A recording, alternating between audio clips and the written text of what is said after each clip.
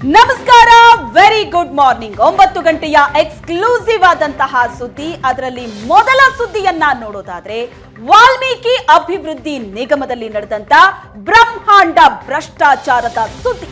ಈ ಪ್ರಕರಣದ ತನಿಖೆ ತೀವ್ರವಾಗಿ ನಡೀತಾ ಇದೆ. ಬಗೆದಷ್ಟು ಬಯಲಾಗ್ತಾ ಇದೆ ಒಂದೊಂದೇ ಸೀಕ್ರೆಟ್ಗಳು. ಇದು ಏಷ್ಯಾನೆಟ್ ಸುವರ್ಣ ನ್ಯೂಸ್ ನಲ್ಲಿ ಎಕ್ಸ್ಕ್ಲೂಸಿವ್ ಆದಂತಹ ಸುದ್ದಿ. ವಾಲ್ಮೀಕಿ ಅಭಿವೃದ್ಧಿ ನಿಗಮದ ಹಣವನ್ನ ಯಾವ ರೀತಿ ಈ ನುಂಗುಬಾಕರು ಲೂಟಿ ಹೊಡಿತಾ ಇದ್ರು, ಅದನ್ನ ಹೇಗೆಲ್ಲ ಖರ್ಚು ಮಾಡ್ತಾ ಇದ್ರು, ಈ ಕುರಿತಾದ ಪಿನ್ ಟು ಪಿನ್ ಡೀಟೇಲ್ಸ್ ಅನ್ನ ಏಷ್ಯಾನೆಟ್ ಸುವರ್ಣ ನ್ಯೂಸ್ ಬಿಚ್ಚಿಡ್ತಾ ಇದೆ. 187 ಕೋಟಿ ಗುಳುಂ ಮಾಡೋ ಉದ್ದೇಶದಿಂದಲೇ ವರ್ಗಾವಣೆ ನಡೆದಿತ್ತ. ಮೇಲ್ನೋಟಕ್ಕೆ ಹಣ ವಾಪಸ್ ಹಾಕೋ ಯಾವ ಉದ್ದೇಶವೂ ಇರಲಿಲ್ಲ.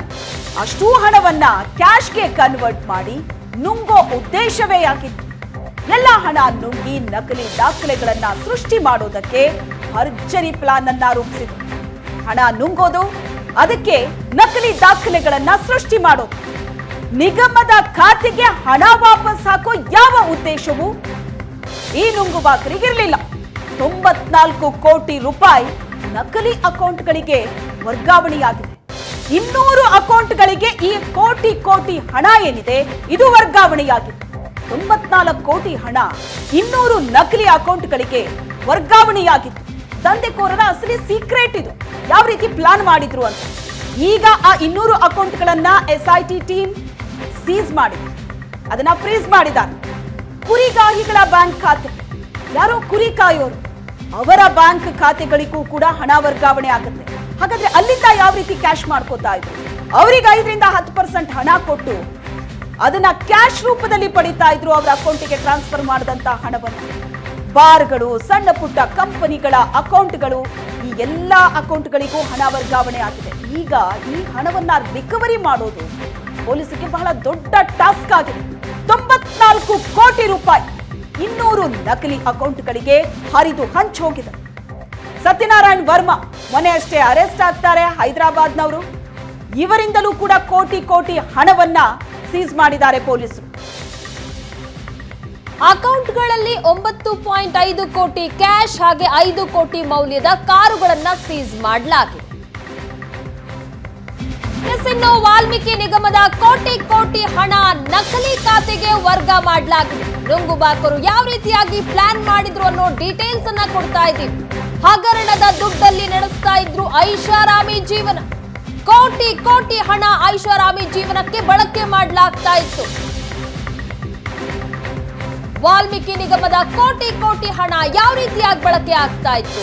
ಐಷಾರಾಮಿ ಜೀವನವನ್ನ ಮಾಡೋದಕ್ಕೆ, ಮೋಜು ಮಸ್ತಿಯನ್ನ ಮಾಡೋದಕ್ಕೆ, ಚಿನ್ನ ಕಾರುಗಳನ್ನ ಖರೀದಿ ಮಾಡೋದಕ್ಕೆ ಬಳಸಿಕೊಂಡಿದ್ದಾರೆ. ಲ್ಯಾಂಬೋರ್ಗಿನಿ ಕಾರನ್ನ ಖರೀದಿಸಿದ್ದ ಸತ್ಯನಾರಾಯಣ್ 3.5 ಕೋಟಿ ಮೌಲ್ಯದ ಲ್ಯಾಂಬೋರ್ಗಿನಿ ಕಾರನ್ನ ಖರೀದಿ ಮಾಡಿದ್ದಾನೆ ಸತ್ಯನಾರಾಯಣ್. ಲ್ಯಾಂಬೋರ್ಗಿನಿ ಕಾರು ವಶಕ್ಕೆ ಪಡೆಯಲಾಗಿದೆ SIT ಟೀಮ್ನಿಂದ. ನೆಕ್ಕುಂಟಿ ನಾಗರಾಜ್ ಬಾಮೈದುನನಿಂದ 1.5 ಕೋಟಿ ರೂಪಾಯಿಯನ್ನ ಸೀಸ್ ಮಾಡಲಾಗಿದೆ. ನಿಗಮದ MD ಪದ್ಮನಾಭನಿಂದ 4.5 ಕೋಟಿ ರೂಪಾಯಿಯನ್ನ ನಗದು ಸೀಸ್ ಮಾಡಲಾಗಿದೆ. ತನ್ನ ಗೆಳೆಯನ ಮನೆಯಲ್ಲಿ ಚೀಲದಲ್ಲಿ ತುಂಬಿಟ್ಟಿದ್ದ ಪದ್ಮನಾಭ್ ಹಣವನ್ನ ಈವರೆಗೂ 11 ಆರೋಪಿ ಅರೆಸ್ಟ್ ಮಾಡಿರುವಂತಹ SIT ಅಧಿಕಾರಿಗಳು ತನಿಖೆಯನ್ನ ಚುರುಕುಗೊಳಿಸಿದ್ದಾರೆ. ಪದ್ಮನಾಭ, ಪರಶುರಾಮ್, ನೆಕ್ಕುಂಡಿ ನಾಗರಾಜ್, ನಾರಾಯಣ್ ರಾವ್, ಸತ್ಯನಾರಾಯಣ್ ವರ್ಮಾ, ಸಾಯಿ ತೇಜ, ಜಗದೀಶ್, ಚಂದ್ರಮೋಹನ್, ತೇಜ ತಮ್ಮಯ್ಯ, ಪಿಟ್ಟಾಲ ಶ್ರೀನಿವಾಸ್ ಅವರನ್ನ ಅರೆಸ್ಟ್ ಮಾಡಿ ತನಿಖೆ ಮಾಡ್ತಾ ಇದ್ದಾರೆ. SIT ತೀವ್ರವಾಗಿ ತನಿಖೆ ಮಾಡ್ತಾ ಇರುವ ಹಿನ್ನೆಲೆಯಲ್ಲಿ ಒಂದೊಂದೇ ವಿಚಾರ ಈಗ ಬೆಳಕಿಗೆ ಬರ್ತಾ ಇದೆ.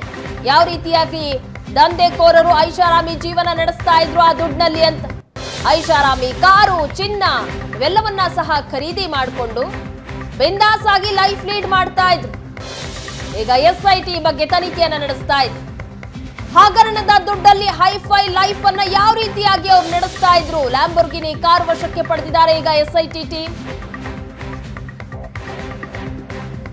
ಎಸ್ ಈ ಬಗ್ಗೆ ಹೆಚ್ಚಿನ ಡೀಟೇಲ್ಸ್ ಕೊಡ್ತಾರೆ ನಮ್ಮ ಪ್ರತಿನಿಧಿ ರಮೇಶ್ ನೇರ ಸಂಪರ್ಕದಲ್ಲಿ ಜಾಯ್ನ್ ಆಗಿದ್ದಾರೆ. ರಮೇಶ್, ವಾಲ್ಮೀಕಿ ಅಭಿವೃದ್ಧಿ ನಿಗಮದ ಹಣ 187 ಕೋಟಿ ಹಣವನ್ನ ಯಾವ ರೀತಿಯಾಗಿ ನುಂಗೋದಕ್ಕೆ ಪ್ರಯತ್ನ ಮಾಡಿದ್ರು, ಯಾವ ರೀತಿಯ ಪಕ್ಕಾ ಪ್ಲಾನ್ ಮಾಡಿದ್ರು, ಅದನ್ನು ವಾಪಸ್ ಹಾಕುವಂತ ಯಾವುದೇ ಉದ್ದೇಶ ಇರಲಿಲ್ಲ ಅಂತ ಸ್ಪಷ್ಟ ಆಗ್ತಾ ಇದೆ. ಇದನ್ನ SIT ತನಿಖೆ ನಡೆಸಿದಂತಹ ಸಂದರ್ಭದಲ್ಲಿ SIT ಮುಂದೆ ಬಾಯಿ ಬಿಟ್ಟಿರುವಂತಹ ವಿಚಾರಗಳು ಏನು? ಈಗ ಅರೆಸ್ಟ್ ಆಗಿರೋರು ಜೊತೆಗೆ ಏನೆಲ್ಲ ಮಾಹಿತಿಗಳು ಸಿಕ್ಕಿದೆ SITಗೆ ಈಗ?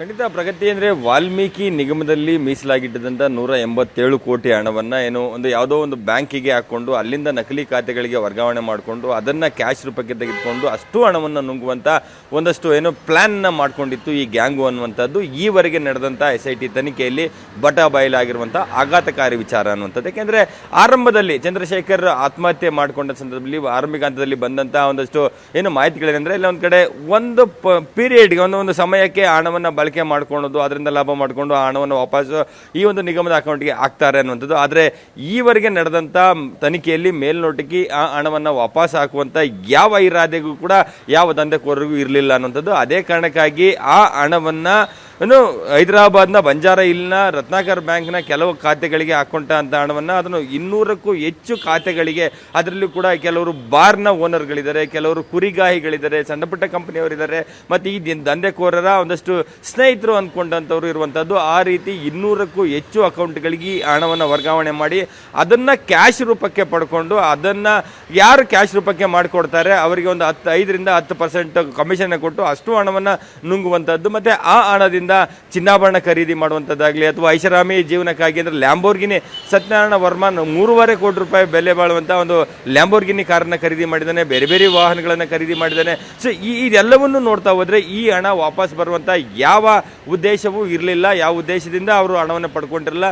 ಸೊ ಈ ಹಣವನ್ನು ಎಲ್ಲ ಒಂದು ಕಡೆ ಈ ಒಂದು ಪರಿಶಿಷ್ಟ ನಿಗಮದ ಅಲ್ಲಿ ಯಾವುದೋ ಕೆಲಸಗಳು ಆಯಿತು ಅನ್ನುವಂಥ ನಿಟ್ಟಿನಲ್ಲಿ ಒಂದಷ್ಟು ದಾಖಲೆಗಳನ್ನು ಸೃಷ್ಟಿ ಮಾಡುವ ಮೂಲಕ ಆ ಹಣವನ್ನು ಸಂಪೂರ್ಣವಾಗಿ ನುಂಗುವಂಥ ಒಂದಷ್ಟು ಉದ್ದೇಶವನ್ನು ಇಟ್ಕೊಂಡಿದ್ರು ಅನ್ನುವಂಥದ್ದು. ಮಾಜಿ ಸಚಿವ ನಾಗೇಂದ್ರ ಅವರ PA ಇದ್ದಾನೆ, ಆತನ ಬಾಮೈದ ಇದ್ದಾನೆ, ಮತ್ತೆ ಕೊಪ್ಪಳ, ಬಳ್ಳಾರಿ, ಬೆಂಗಳೂರಿನ ಕೆಲವರು ಇದರಲ್ಲಿ ಭಾಗಿಯಾಗಿದ್ದಾರೆ ಅನ್ನುವಂಥದ್ದು ಮೇಲ್ನೋಟಕ್ಕೆ ಗೊತ್ತಾಗಿರುವಂಥದ್ದು. ಅದಕ್ಕೆ ಹೈದರಾಬಾದ್ ಮೂಲದ ಸತ್ಯನಾರಾಯಣ ವರ್ಮನ್ ಇದ್ದಾನೆ, ಈತ ಎಬಿಚುವಲ್ ಇದೇ ರೀತಿ ಸರ್ಕಾರದ ಹಣವನ್ನು ಕ್ಯಾಶ್ ರೂಪಕ್ಕೆ ಮಾಡಿಕೊಡುವಂಥದ್ದು, ಅದರಲ್ಲಿ ಕಮಿಷನ್ ಪಡ್ಕೊಳ್ಳುವಂಥದ್ದು ದಂಧೆಯನ್ನು ಮಾಡ್ತಾ ಇದೆ. ಇದು ಮೊದಲಲ್ಲ, ಈ ಹಿಂದೆ ಕೂಡ ಬೇರೆ ಬೇರೆ ರಾಜ್ಯದ ಈ ರೀತಿಯಾದ ಹಣವನ್ನು ಕೂಡ ವರ್ಗಾವಣೆ ಮಾಡಿದ್ದ ಅನ್ನುವಂಥದ್ದು ಕೂಡ ಮೇಲ್ನೋಟಕ್ಕೆ ಗೊತ್ತಾಗ್ತಾ ಇರುವಂಥದ್ದು. ಹಾಗಾಗಿ ಈವರೆಗೆ ನಡೆದಂಥ ತನಿಖೆಯಲ್ಲಿ SIT ಅಧಿಕಾರಿಗಳು ಸುಮಾರು ಒಂದು 35ರಿಂದ 40 ಕೋಟಿ ರೂಪಾಯಿ ಕ್ಯಾಶ್ ರಿಕವರಿ ಮಾಡಿದ್ದಾರೆ. ಅಂದರೆ ಅದರಲ್ಲಿ ಪ್ರಮುಖವಾಗಿ ಸತ್ಯನಾರಾಯಣ ವರ್ಮ ಮನೆಯಲ್ಲಿ ದಾಳಿ ಮಾಡಿದ ಸಂದರ್ಭದಲ್ಲಿ 9 ಕೋಟಿ ಕ್ಯಾಶು ಮತ್ತು ಚಿನ್ನಾಭರಣ ಸೇರಿದಂತೆ ಒಟ್ಟು 15 ಕೋಟಿ ಮೌಲ್ಯದ ವಸ್ತುಗಳನ್ನು ಆತನ ಮನೆಯಿಂದ ಸೀಸರ್ನ ಮಾಡಿದರೆ, ಇನ್ನು ನೆಕ್ಕೊಂಡಿ ನಾಗರಾಜ್ನ ಬಾಮೈದನ ಮನೆಯಲ್ಲಿ 1.5 ಕೋಟಿ ಹಣವನ್ನು ಸೀಸ್ ಮಾಡ್ತಾರೆ. ಜೊತೆಗೆ ಪದ್ಮನಾಭ, ಈ ಒಂದು ನಿಗಮದ MD ಆಗಿದ್ದಂಥ ಪದ್ಮನಾಭ, ಆತನ ಸ್ನೇಹಿತನ ಮನೆಯಲ್ಲಿ ಕೂಡಿಟ್ಟಂತಂದ್ರೆ ಬಚ್ಚಿಟ್ಟಿದ್ದಂಥ ಚೀಲದಲ್ಲಿ ತುಂಬಿಟ್ಟಿದ್ದಂಥ 4.5 ಕೋಟಿ ಹಣವನ್ನು ಸೀಸ್ ಮಾಡಲಾಗಿರುವಂಥದ್ದು. ಅಕೌಂಟ್ಗಳಲ್ಲಿ 9.5 ಕೋಟಿಗಳನ್ನು ಸೀಸ್ ಮಾಡಿದ್ದಾರೆ.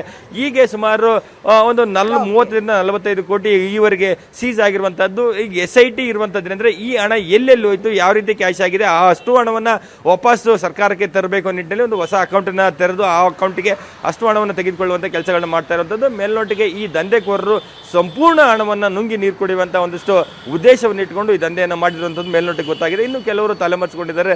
ಅವ್ರನ್ನ ಅರೆಸ್ಟ್ ಮಾಡಿ ತನಿಖೆ ಮಾಡಿದ ನಂತರ ಇನ್ನೊಂದಷ್ಟು ವಿಚಾರಗಳು ಬಯಲಿಗೆ ಬರ್ತದೆ ಅನ್ನೋಂಥದ್ದು SIT ಮೂಲಗಳು ಹೇಳ್ತಾ ಇರುವಂತಹದ್ದು. ಪ್ರಗತಿ. ಓಕೆ ರಮೇಶ್, ಈಗ 94 ಕೋಟಿ ಹಣದಲ್ಲಿ ರಿಕವರಿ ಮಾಡಿದ್ದು 35 ಕೋಟಿ. ಇದ್ರ ಬಗ್ಗೆ ಕೂಡ ಪ್ರಶ್ನೆ ಬಂದಿತ್ತು. ಯಾಕಂದ್ರೆ ಈ ಘಟನೆ ನಡೆದು ತಿಂಗಳುಗಳೇ ಕಳೆದು ಹೋಗಿದೆ, ಯಾಕಿಷ್ಟು ಡಿಲೇ ಆಗ್ತಾ ಇದೆ ಹಣವನ್ನ ರಿಕವರಿ ಮಾಡೋದಕ್ಕೆ ಅಂತ. ಬೇರೆ ಬೇರೆ 200 ನಕಲಿ ಅಕೌಂಟ್ಗಳಿಗೆ ಹಣ ವರ್ಗಾವಣೆ ಆಗಿರೋದು, ಅಲ್ಲಿಂದ ಕ್ಯಾಶ್ ವಿಡ್ರಾ ಮಾಡ್ಕೊಂಡಿರೋದು, ಇದೇ ಕಷ್ಟ ಆಗ್ತಾ ಇದೆಯಾ ರಿಕವರಿ ಮಾಡೋದಕ್ಕೆ? ಹಣ ಎಲ್ಲೆಲ್ಲಿ ಪೋಲಾಗಿ ಹೋಗಿದೆ ಅನ್ನೋದರ ಈಗ ಆ ಒಂದು ಮಾಹಿತಿ ಹುಡುಕೋದೇ ಪೊಲೀಸರಿಗೆ ಬಹಳ ದೊಡ್ಡ ಟಾಸ್ಕ್ ಆಗಿದೆಯಾ? ಖಂಡಿತ ಶ್ವೇತಾ, ಅದೇ ದೊಡ್ಡ ಚಾಲೆಂಜಿಂಗ್ ಇರುವಂತಹದ್ದು SIT ಅಧಿಕಾರಿಗಳು. ಯಾಕೆಂದ್ರೆ ಒಂದಲ್ಲ ಎರಡಲ್ಲ 200 ಅಕೌಂಟ್ಗಳಿಗೆ ಈ ಹಣ ಹರಿದು ಹಂಚಿ ಹೋಗಿರುವಂತಹದ್ದು. ಬೇರೆ ಬೇರೆಯವ್ರ ಹೆಸರುಗಳಿದೆ, ಕೆಲವು ಬಾರ್ ಓನರ್ಗಳಿದ್ದಾರೆ, ಕೆಲವು ಸಣ್ಣ ಪುಟ್ಟ ಕಂಪನಿಯವರಿದ್ದಾರೆ, ಕೆಲವರು ಯಾರೋ ಕೊಪ್ಪಳ ಮೂಲದ ಕುರಿಗಾಯಿಗಳಿದ್ದಾರೆ, ಅಂಥವ್ರ ಅಕೌಂಟ್ಗಳಿಗೆ ಹಾಕಿದ್ದಾರೆ. ಆದರೆ ಅವರೆಲ್ಲ ಒಂದು ಕಡೆ ಅವರು ಕುರಿ ಮಾರಿದ್ರು ಅನ್ನುವಂಥದ್ದು, ಅದು ಬೇರೆ ಯಾವುದೋ ಲೆಕ್ಕವನ್ನು ತೋರಿಸಿ ಈ ಹಣವನ್ನು ಕ್ಯಾಶ್ಗಾಗಿ ಮಾಡಿಕೊಳ್ಳುವಂಥ ನಿಟ್ಟಿನಲ್ಲಿ ಪ್ರಯತ್ನವನ್ನು ಮಾಡಿದ್ರು. ಹಾಗಾಗಿ 200 ಅಕೌಂಟ್ಗಳಿದೆ. ಆ 200 ಅಕೌಂಟ್ ಹೋಲ್ಡರ್ನು ಕೂಡ ಕರೆಸಬೇಕು, ಆ ಅಕೌಂಟ್ಗಳನ್ನು ಫ್ರೀಸ್ ಮಾಡಬೇಕು, ಹಣವನ್ನು ಈಗಾಗಲೇ ಕ್ಯಾಶ್ ಆಗಿದ್ರೆ ಆ ಕ್ಯಾಶನ್ನು ಸೀಸ್ ಮಾಡಬೇಕು. ಈ ರೀತಿಯಾಗಿ ಅಂದರೆ ಒಂದೇ ಒಬ್ಬರಿಬ್ಬರು ಅಥವಾ 5-10 ಜನ ಆಗಿದ್ರೆ ಬೇಗ ಮಾಡ್ಬೋದಾದ್ರೆ ಮಲ್ಟಿಪಲ್ ಅಕೌಂಟ್ಸ್ಗಳಲ್ಲಿ ಹಣ ಹೋಗಿರೋದ್ರಿಂದ ಅವರೆಲ್ಲರನ್ನೂ ಕ್ರೋಢೀಕರಿಸಿ ಅವರೆಲ್ಲರಿಂದ ಮಾಹಿತಿಯನ್ನು ಪಡ್ಕೊಳ್ಳುವಂಥದ್ದು. ಅವ್ರನ್ನ ಅಂದರೆ ಸಾಮಾನ್ಯವಾಗಿ ಈ ಒಂದು ದಂಧೆಯಲ್ಲಿ ಅವ್ರು ನೇರವಾಗಿ ಭಾಗಿಯಾಗಿದ್ದರೆ ಅವ್ರನ್ನ ಅರೆಸ್ಟ್ ಮಾಡಬೇಕಾಗುತ್ತೆ ಅಥವಾ ಅವರಿಂದ ಹಣವನ್ನು ಪಡ್ಕೊಳ್ಬೇಕಾಗಿರುವಂಥದ್ದು, ಈ ದಾಖಲೆಗಳನ್ನು ಬ್ಯಾಂಕಿನಲ್ಲಿ ಪಡ್ಕೊಳ್ಬೇಕು.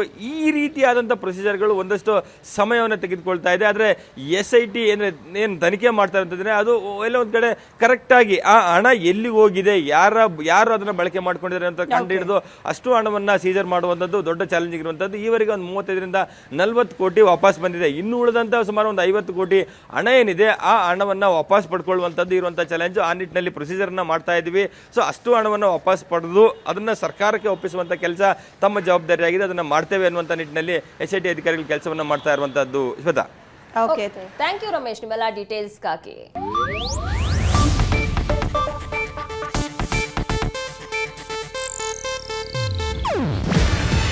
ಇದು ಏಷ್ಯಾನೆಟ್ ನ್ಯೂಸ್ ನೆಟ್ವರ್ಕ್ ಪ್ರಸ್ತುತಿ. ನೀವು ನೋಡ್ತಿದ್ದೀರಾ ಏಷ್ಯಾನೆಟ್ ಸುವರ್ಣ ನ್ಯೂಸ್.